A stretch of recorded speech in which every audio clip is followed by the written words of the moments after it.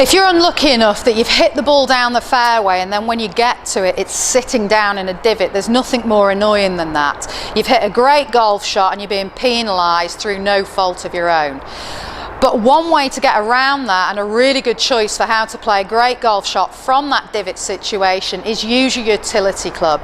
If you use this hybrid, hybrids are designed so the centre of gravity is really low in them, and so it makes them very, very easy to get the ball up into the air, flying high and landing soft on the green. So if you look at your golf ball and it's sitting down in a divot, a really easy way to get the ball out of that divot is use your hybrid because of the design of the club. So we're going to have a look now at how to set up to further aid a great golf shot out of that divot. So select your hybrid to play the shot with.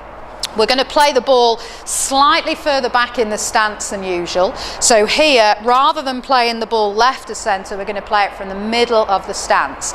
That's going to help you get the hybrid down to the low point of its swing arc, which is where that golf ball is going to be sitting down in that divot.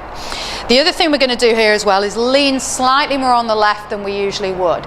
Now, leaning on the left and just playing the hands forward or to the left of the ball, it's just going to help you have a slightly steeper backswing.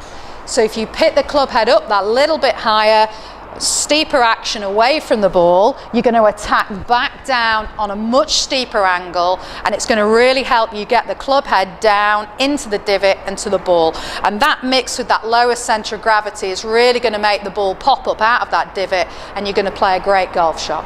So take your hybrid, set the ball slightly further back in the stance, keep the weight forward, pit the club head up slightly, and then you'll make a downward strike into the divot.